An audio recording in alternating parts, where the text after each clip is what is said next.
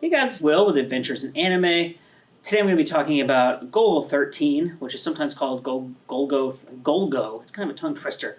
GOLGO 13, The Professional, because GOLGO 13 is the name of a manga that this is based on. So I'm assuming that to differentiate the movie from the manga, they added The Professional to the title. This movie was released in 1983, so May 25th, 1983. I've got my little notes right here. At which point I was 2 months old. So there you go. There's a fun fact for you. And it was directed by Osamu Dezaki,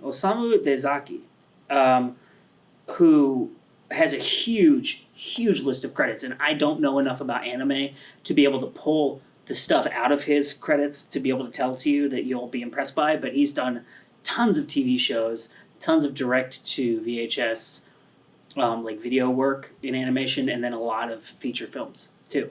So this movie is completely insane. It's hard to describe how insane this movie is, and I have the unenviable task of having to describe it to you. It was also almost a perfect movie for me. There was one scene, which I'll talk about later, that it took me off my course of being completely obsessed and in love with this movie. But what so astounded me about this movie is that in every single moment of this film, it is very clearly in dialogue with like the entire history of cinema and like the visual language of live action cinema. Like there are focus racks in this movie, like done in animation, and there are so many stylistic references that it's kind of overwhelming. Like it starts off with this sequence that reminds me a lot of the French New Wave kind of like postmodern self-aware crime films, so like Le Samurai and Breathless and stuff like that. And then you have a very clear influence from like trashy 70s hard-hitting American like exploitation movies and action, so stuff like Death Wish movies, Dirty Harry, The Mechanic, like that's blaxploitation as well, like that kind of stuff. You have obvious influence from, especially because there's a sequence set in Italy, from those Italian movies from the 70s that are kind of like right on the line between are they art house or are they grindhouse, like Milano Calibre Nueve, or however you say 9 in Italian. Investigation of Citizen Above Suspicion, that may have come out in the late 60s, I don't actually remember. First They Came for Our Daughters, I think is the name of that movie. Like that kind of stuff that's really well done, that's very pulpy. And so it's almost like Tarantino, right? It exists in this space that is between trash and art. And this movie takes from all of that, and it takes from Hong Kong cinema, and it takes from like more traditional Japanese cinema. Like it definitely reminded me of like heavily stylized like 70s, 60s and 70s Yakuza movies, Seijun Suzuki and like that kind of stuff. So it's just awesome, and it's totally ludicrous and how over the top it is. Like it is so violent. It's basically like an orgy of violence and sex. And there's like endless sex scenes. There's one scene where so it's about a professional hitman, and the structure of the movie is really genius too, because the protagonist has an episodic trajectory.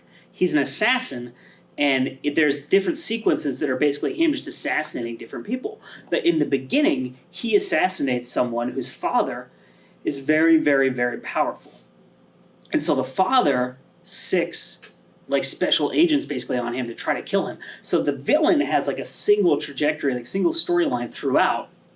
And so you get the satisfying arc of like a narrative feature, but then you have this really fun episodic thing where you never know where it's going to go next, because he's just taking these assignments and going around the world assassinating these people. There's a scene where he goes to Sicily to assassinate this like mob boss. And so what he does is he courts the mob boss's daughter to try to get in with her. And she is known for being like a man-eater, basically, where she just like finds these little boy toys and like basically like sucks them dry and then has her like bodyguards assassinate them. And there's a scene where she's talking to him and she just takes off all her clothes and starts masturbating, and then a saxophone starts playing, and then it goes like 80s saxophone, and then it goes into this really ridiculous like graphic sex scene.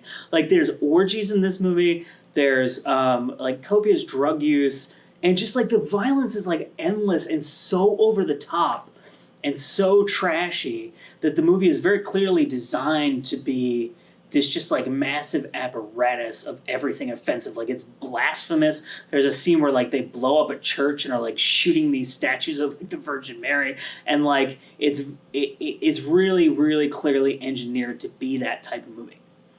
And for like 99% of the movie, I was enraptured and thoroughly enjoyed it and loved it. And it's so stylistically diverse and aggressive, but works as this really coherent unit. And there's another scene where he has a woman in San Francisco who makes customized weapons for him, and he goes to pick up the guns from her, and he's like, "How much do I owe you?" And she's like, "You don't owe me money, but I want you to pull my trigger." And then the saxophone comes back in, and there's another ludicrous, really graphic sex scene. But so the as I said, the setup is basically in the beginning he kills the son of this really wealthy man, right? And the son is married, and the wife, who is the daughter-in-law of the villain, basically. She's kind of like, she drifts through the movie as this kind of tragic figure in the background, but there's a scene where, and this is the scene that I found to be, because it took me out of the movie kind of, the father basically gives her to this, he's hired this other assassin who like may be part snake.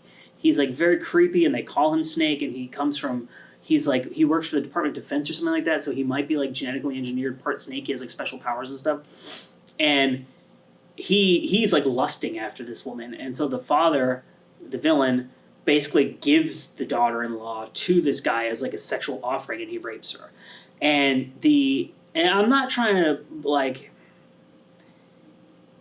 be overly sensitive about this, but it came out of nowhere, and it didn't really fit. It fits the tone of the movie and how trashy the movie is, but it's completely unnecessary because her character arc and the villain's character arc would essentially have been the same had this scene not taken place. And I think that rape is very difficult in visual mediums to depict without sexualizing it, because you're abstracting it, and it's very rarely ugly enough and brutal enough to be the act of violence that it is. It becomes a sex act, and then it becomes fetishized, and then you get into that whole kind of problematic thing. So it just felt like it didn't belong to me, because it's a very disturbing and like dark and aggressive and like kind of like abhorrent scene, and it's like of a different level of trash than the rest of the movie.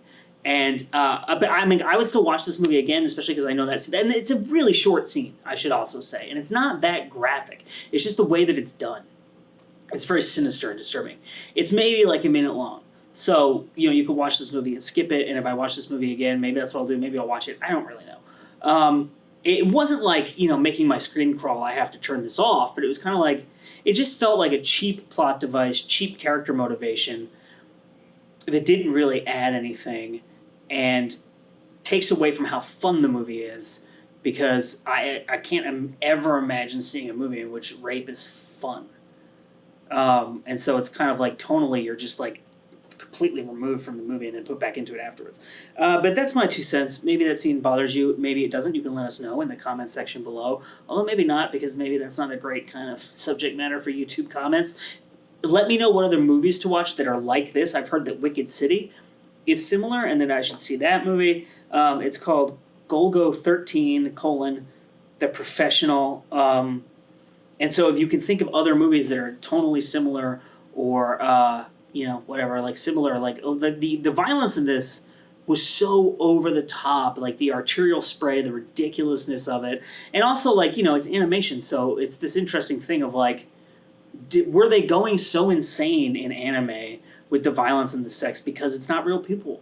So there's not like the social ramifications of thinking about the impact of showing real bodies being ripped to pieces and stuff. It's like very stylized and obviously very synthetic. So I don't know enough about anime and the history of that to discuss that, but it's something interesting that occurred to me while I was watching the movie. But this is like it's like a criminally entertaining film. It's ridiculous. It's over the top, and you should definitely see it if all the things that I've described appeal to you. My name is Will. This has been Adventures in Anime, and we will see you next time.